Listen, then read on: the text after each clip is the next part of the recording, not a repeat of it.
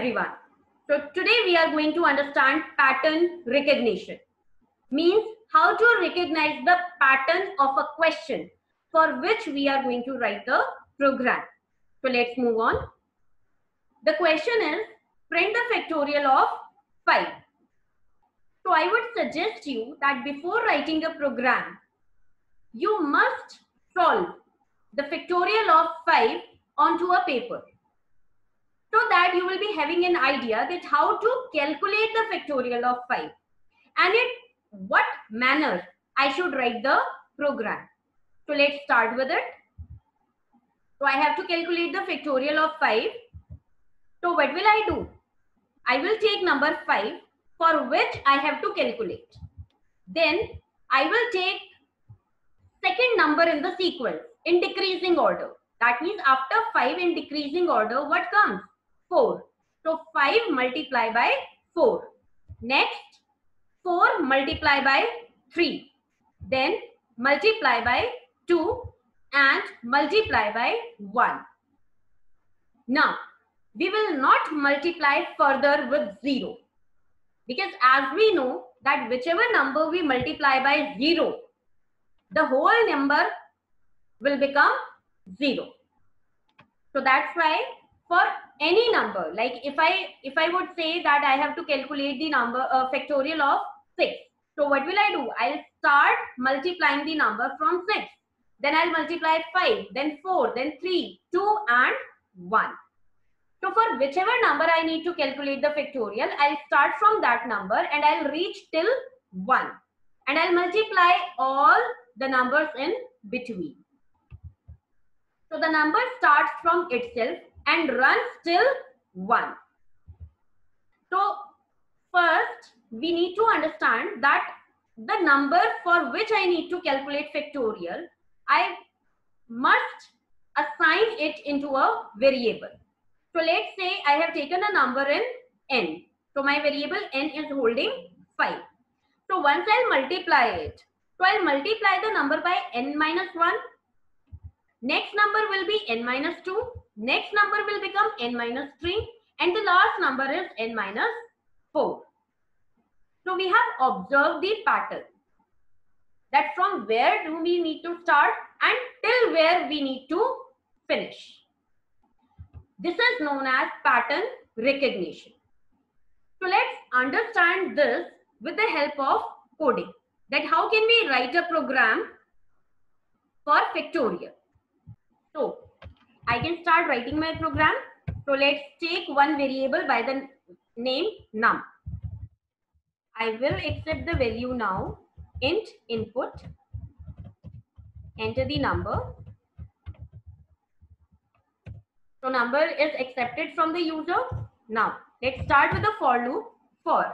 Now I need to declare one counter variable. Let's say I in range. So what should be my range now? If I talk about factorial of 5, right? So what am I doing? I'm multiplying in this way. So I'm moving from the largest number to the smallest number. So my starting range should be num, which is 5, and I should end on 1. So that means my end value should be 1. But please understand it carefully. In my increasing order, if I talk about my increasing order, then 1 means 0. But similarly, if I talk about my decreasing order, then my 1 means 2. As you know that minus 1 will become minus 2. So similarly, if I am moving in decreasing order in my for loop, then I should take over here 0. So that my loop will run till 1. That means 0 means 1. It will increase rather than decrease. And I do not want to take any step value because I have to take the difference of 1. But again, there is a variation. Once we are moving in decreasing order, I should mention minus 1. Because this minus 1 is not a default value in case of decrement. So I will take minus 1. I will stop this. I will start writing the body part of my for loop. And inside that, I need to assign one variable so that the variable will hold the multiplication of my first two numbers. So what will I do? I will take one variable fact is equal to fact multiply by I. What is my I over here? Right now I is 5. And fact is a variable which is holding a value 1. So I have taken another variable, one third variable, which is going to hold the multiplication of 5 into 1. After that, it will hold the value of 5 into 4. After that, it will hold the value of 5 into 4 into 3 and so on till 1. Now, I will print fact. So let's run it. F5. It is asking me to enter the number. Let's say I want to calculate it for 5. So this is my factorial.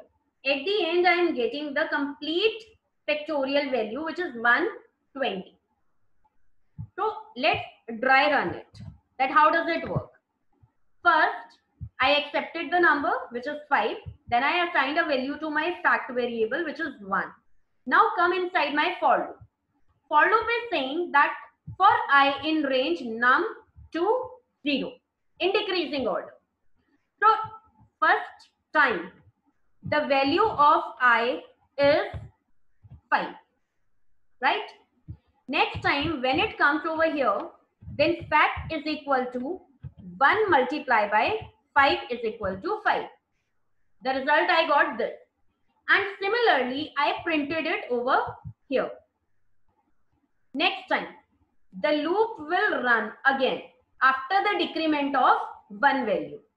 So this time, the value has become 4. Again, we are entering into the loop because my 4 value varies between the range from num to 0. So I am coming over here. Right now, what is the value of my fact? 5. Because earlier in my previous step, I calculated fact as 5. So this time, I will consider the last calculated value multiply by value of I. Right now, my value of I is 4. So it will become 20. And the 20 is printed in my next step. Again, the value will be decremented by 1. So value has become 3. And 3 is again varying between num to 0. So condition becomes true. We are entering inside. Now, my value of fact is 20. So 20 will be multiplied by I. And I value is 3, which will become 60. As you can see, the 60 is printed in the next step. Again, the loop will run and the I value will be decreased to 2. Again, the condition becomes true because 2 is again a part of my range. So I will come back here inside the loop and the fact value was 60 in my previous step. Now it will be multiplied by 2 and it will become 120, which is printed over here, 120. Now again, it will take the decrement by 1 and the value will become 1. Again, we are checking inside the range and the condition becomes true.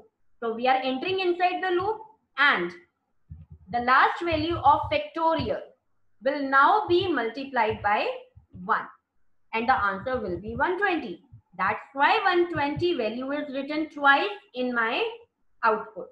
Because this time, whatever the number we multiply by 1, it remains same. This is the property of 1. So we have printed it finally. Now again the loop will run and the value will become 0. Now again it will check for the range. But this time the condition will become false. Because 0 does not vary between my range. So this time I will come out from the loop and nothing will be printed onto the output screen. So this is how we create a program. First, we have observed the pattern that what should be my starting point so that I can write over here in my range, and what should be my ending point so that I can mention my end range also. And whether we are moving in decreasing order or in increasing order, so it depends upon my step value. And do remember that for decreasing, we always write -1. And my end value, my end value is always +1. So now I would like to mention over here that we can write the same program in increasing order also. And how can we do it? I need to change my pattern first.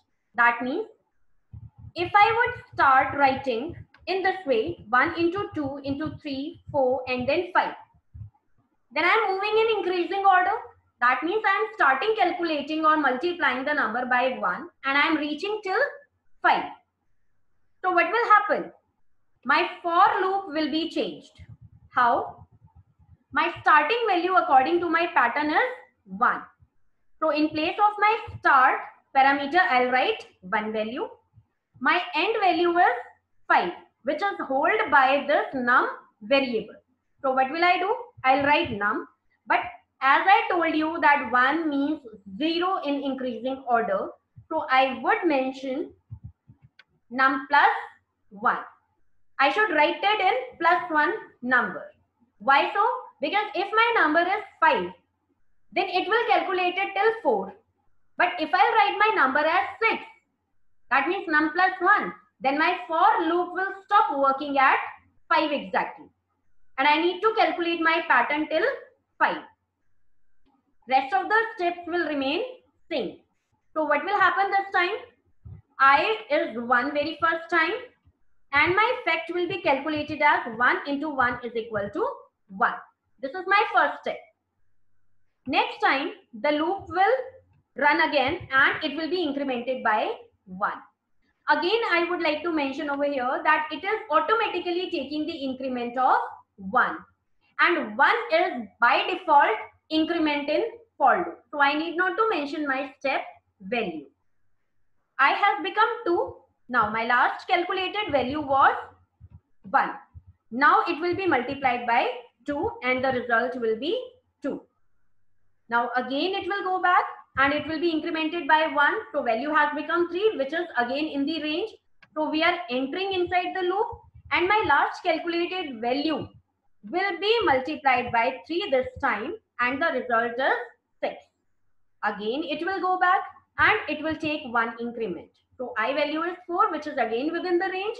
So we are allowed to enter inside the loop and the last calculated value 6 will again be multiplied by I, which is 4, and will be calculated as 24. Next time again it will go back and will take 1 increment. So now 5 is again within the range because I have declared my end point as 6 according to my number. So last calculated value will be multiplied by 5 now and the result is 120. Next time it will again go back, will take the increment of 1. So I value has become 6. Now if I check my 6 value whether it is within the range or not, then I'll get the answer as no. Because my end value is num plus 1, which is already 6. And 6 means 5. So we are coming out of the loop and we are not printing anything after that. So let's run it. And as you can see that the result is here. 1, 2, 6, 24 and 120 as we have calculated it. Now, if you observe that after each and every step, the value is printed onto the screen. But I want one final result after that. So what will I do? Instead of printing fact variable again and again inside the for loop, I can take it out from the for loop. So what will happen? My for loop will calculate all the results till 120. And finally, once we are coming out from the loop, the value will be printed once a while. Let's run it. So I'm entering the number, I'm entering the number as 5 and I'm getting the result as 120, 1 survive. So every time the number is not printed on the screen. So I hope you have understood this. The next example in the sequence we can take, because this is the similar program, so I would like to tell you that also. Sum of first 5 numbers I want to calculate, and it is similar to my factorial. What is only the difference is that if I want to calculate my first 5 numbers, that means the sum of first 5 numbers, what will I do? 5 plus 4 plus 3 plus 2 plus 1. Or I can write it in this way also, that sum is equal to 1 plus 2 plus 3 plus 4 plus 5. So if you observe this thing, in place of multiplication, plus will come. Otherwise, there is no difference in the program. So I'm going to write the program for the same. I'm converting it into comment box and I will write. So first of all, I need to take num value as we have taken earlier. So int input, or I can do one thing. I can directly copy this program over here and I'll do the changes in that. So this number we are accepting in this way. Fact I will change to 1 so that it will be clearly understood that some value is there to accept the sum. These all the things I am going to remove, and this also. My loop will run in the same way and the sum variable will be added over there. And another change is that in place of multiplication sign, what should come? Plus. So my program is saying that I have accepted a number till where I need to find out the sum. So I have taken sum variable separately, which is going to hold the sum of 2 numbers. And every time it is calculating sum of 2 numbers, so I have taken this statement inside the for loop, so that I need not to calculate it separately, but my for loop will do it for me. So let's have a look. 5 and I got 16. So what is the sum of my first 5 numbers? 1 plus 2 is 3, 3 plus 3, 6, 6 plus 10, 1 plus 2, 3, 3 plus 3, 6, and 6 plus 4, 10, 10 plus 5, 15. But I am getting 16. How? Why am I getting 16? I have started my number from 1. It is increasing every time. So let's dry run it once. That how does it work? Or maybe I have done any calculation mistake. 9 plus 3, 12. 12 plus 3, 15. No, it is fine. So I is 1 very first time. Right? We are entering inside the loop and we are taking the value of sum is equal to sum plus I. So sum value is already 1 and I am adding 1 with it. So I am getting 2 results. So is it correct? I don't think so. So where is the problem? That I should take my sum value as 0. Because here I am not going to multiply by my number with 0, but I am going to add it. And if I'll take the value as 1, so I'll get 1 extra value in my sum. So now my program will run perfectly because my sum value has been converted to 1. And very first time I'll get the result as 0 plus 1 is equal to 1. Right? So F5 and I'm entering 5 and I'm getting the exact result which I want. So this is how we decide that how to write the program. We need to do the planning in our mind and we need to solve everything onto the paper so that I can decide that how to write the program from where to start and where to finish. I hope the concept is clear to everyone. So let's move on. Next, print a Fibonacci series. So again, I would say that before writing the program for Fibonacci series, we must understand that how to calculate the series. What is series actually about? So let's start with it.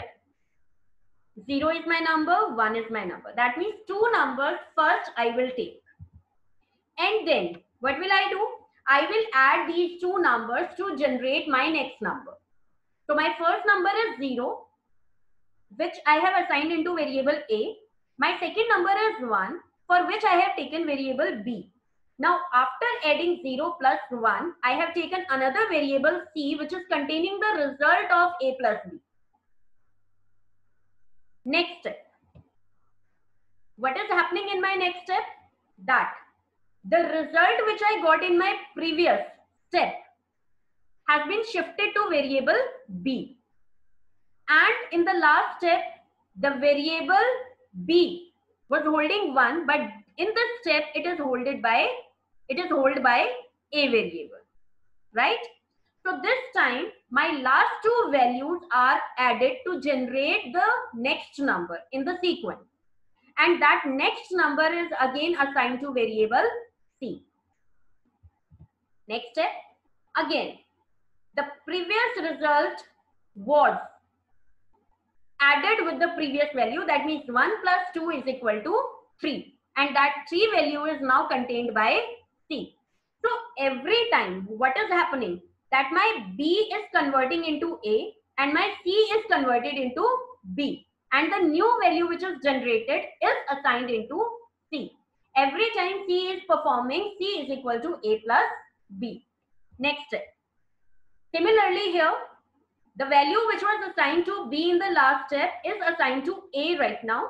And the value which was assigned to C is assigned to B in this step. So my B is converting into A and C is converting into B in each and every step. And the new value which is generated after the addition of these two numbers is assigned to variable C. Same thing is happening in this step. Again, my 3 plus 5 is equal to 8. And 8 is held by C variable. So this is my pattern. What are we doing over here? Every time the last two numbers are added to generate the next number. This is known as Fibonacci series. We keep on adding the next and next number with the previous result. And this is known as pattern recognition. So what is my pattern? Let's recapitulate that. First we take two numbers 0 and 1. After that we add them and generate the next number. Then in my next step, my last two values will be added to generate the next number in the sequence. And for that, we convert our B value into A and C value into B so that we can generate C is equal to A plus B again. We need not to assign another variable for the next step. And similarly for each and every step, we are doing the same. So we have observed the pattern that how does it work. So let's understand this with the help of coding example. Let me remove this program. And here. Now I can start writing my Fibonacci program. As we have discussed that first we need to take two numbers, right? So my first step is A is equal to 0 and B is equal to 1. And after taking two numbers, I need to add them to generate my next number. So my step would be A plus B. C is equal to A plus B. Now all my three numbers are ready. But as we have observed in our pattern that these three steps will be repeated each and every number of times. So what can we do for that? First we need to decide that how many number of times I am going to repeat the following steps. So I am accepting a number from the user, enter the number, or I can say enter the limit till where you want to run it.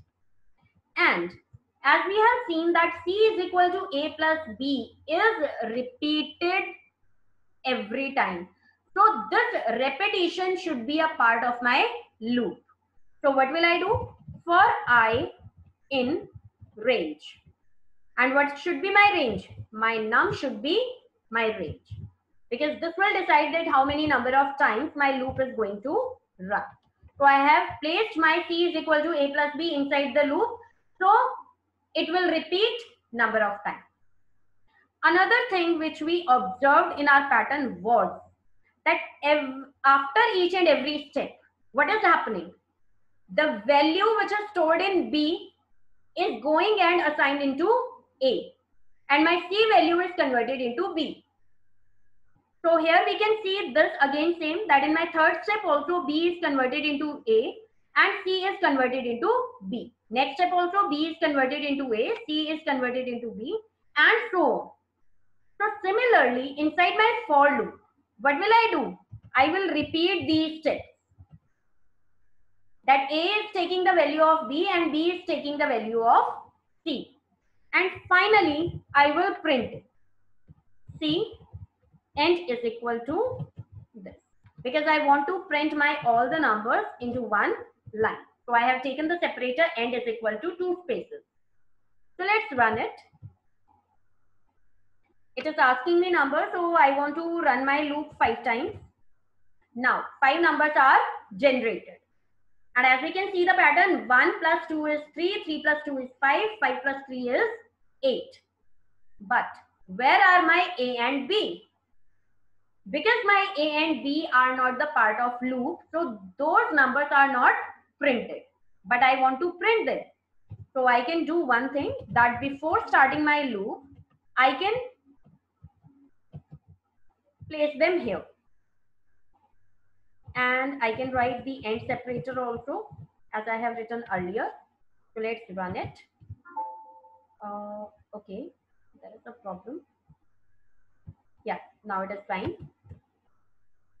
So again, I'm going to run it 5 number of times, and as we can see, 7 numbers are printed on the screen. Although my loop is running 5 number of times, but we have 7 numbers because we have taken A and B also. So this is how we generate our Fibonacci series. And I can show you here also that how is it working. First we have taken 0, then we have taken, let's mark it multi-line comment. So 0, after that 1, and after that 0 plus 1 is 1. And after that 1 plus 1 is 2, 2 plus 1 is 3, 3 plus 2 is 5, 5 plus 3 is 8. So very first time it was my A and it was my B. And after adding them, it became C. In the next step, this B was converted into A and C was converted into B. This was only happening. And the new result was C. Next again we converted this B into A and the C into B. And the new number which was generated was C. Again in the next step, I converted this into A and this was converted into B. Again, it was my C. Next step again, if I talk about, it was my A and C became B and it was generated as C. So this is my hierarchy which I followed throughout my program. Right? So here if I talk about, C was earlier 1 and once my B was converted into A, that means B value was 1, so A became 1 and here my B became 1. So next time C was calculated as 1 plus 1, 2. And next time this A became 2 and this B became 2 and A became 1. So next time C was generated as 3. Next time again my B was converted into C, which was 3, and A was converted into B, which was 2, according to this step. And next time again 3 plus 2 is 5, and so on. So in this way, we decide that how to write the program. But I would request you again that first solve each and every problem on the paper in the rough and then decide how to write the program. So you will never commit any mistake in writing a program. Next. So we have done it. And my next examples are like print the sum of first 10 numbers, print the table of 3. I guess these are two very simple questions. Sum of first 5 numbers we have already discussed. Table of 3 you can easily write. But for that, first you need to write the pattern. You need to observe it and easily you will be able to write. The last pattern is based upon nested loops concept. And this concept we'll study in our next video. So till then, bye-bye. Thank you.